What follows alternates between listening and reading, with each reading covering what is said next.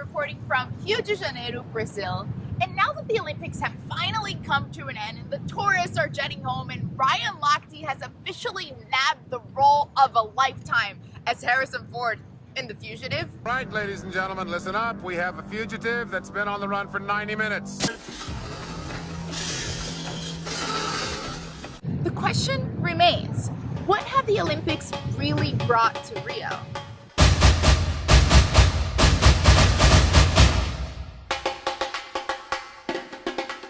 After hitting the streets of Rio and talking to wealthy cariocas, as Rio natives are called, as well as poor Brazilians living in the favelas or slums, which is exactly where I am now, and asking them how they feel about the Olympics today, I began to wonder, does it actually make sense to host the Olympics? And who does it really benefit? Segurança não tem nada. Estão se aparecendo para turistas. Quando os turistas forem embora, acaba tudo. Are you listening? Damn. Now, just 7 years ago, when Rio first won the bid to host the 2016 Olympic Games, the country was ecstatic. Games of the 31st Olympiad are awarded to the city of Rio de Janeiro.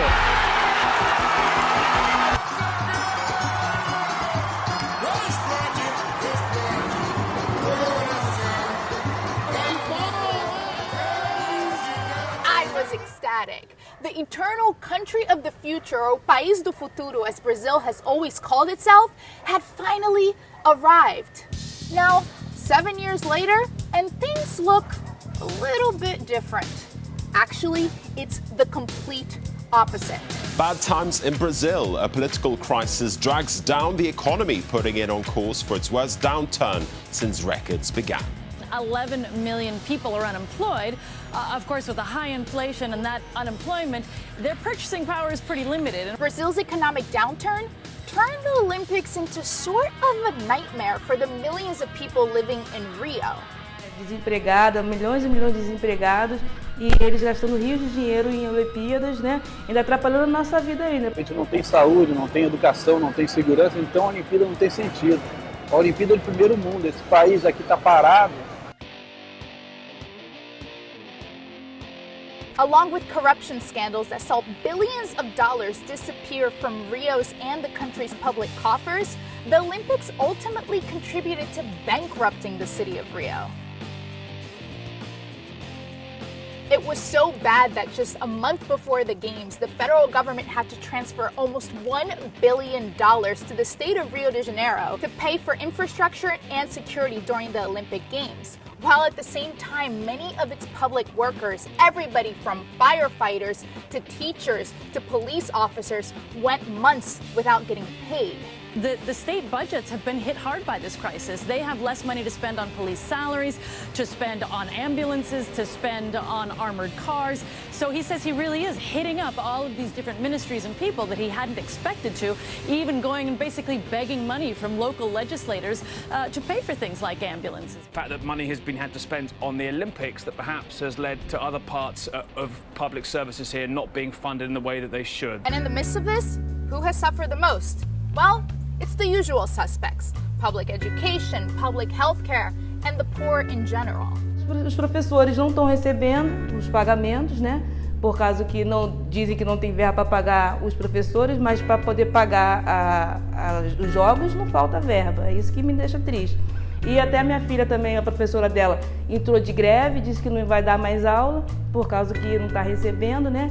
E eu vejo que as nossas crianças estão se perdendo nas educações porque não podem estar assim, né? Depende dos professores e sem dinheiro.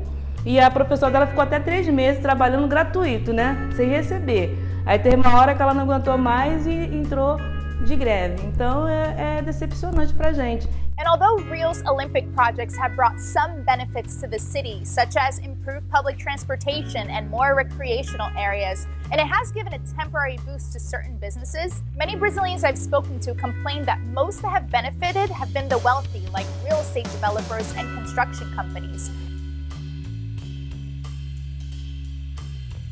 And that the improvements made in the city have been segregated to the areas that are actually hosting the Olympic events, which are already wealthy areas. Olimpíadas para quem? Para fortalecer projeto de poder.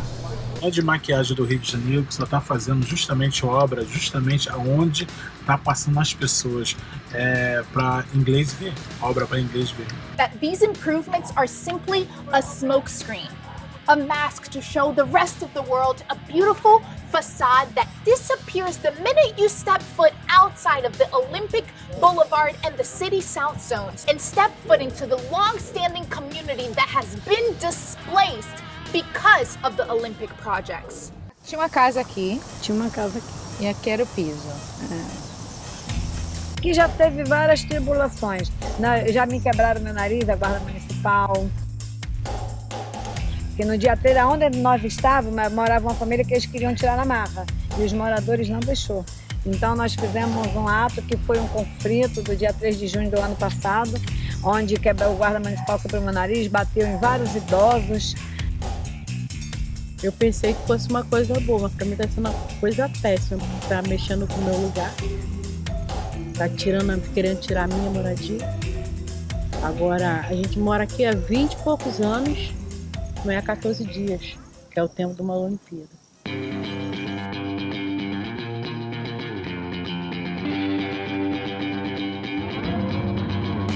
For years, economists have been saying that hosting the Olympics doesn't really make much sense.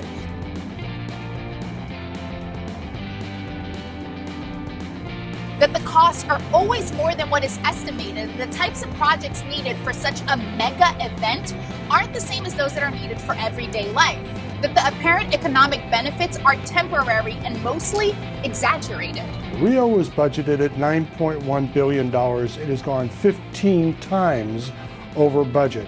It is unsustainable. We are now looking at the death spiral of the Olympics as a business model. Not the Olympic movement, but the Olympics as a business has failed. And what you're going to see are more cities dropping out. Instead of being used as an opportunity to truly improve the city for everyone, the games are being used as yet another excuse to divert resources from where it's mostly needed and funnel it into the pockets of the wealthy and the politicians and developers that fund them. It's why many activists have posed the question, Olimpíadas para quem? Or Olympics for who? Rather than it being what International Olympic Committee President Thomas Bach promised would be, and I quote, the most inclusive games ever, it didn't quite turn out that way.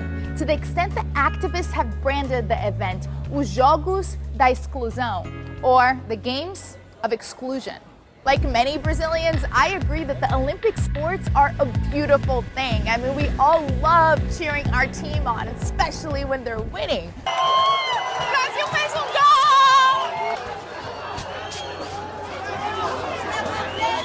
But that's not the point. The point is that what's been happening in Rio, at times as a direct result of the games, is the problem. Which makes one wonder, is hosting the Olympics the best way to spend the money that Brazil just doesn't have? Or is it what many Brazilians are suspecting it to be? Just basically a lot of bullshit. I'm Elise. Thanks so much for tuning in. Subscribe on YouTube, like my page on Facebook, share it with your friends, and I'll see you next time. Mwah. Beijo.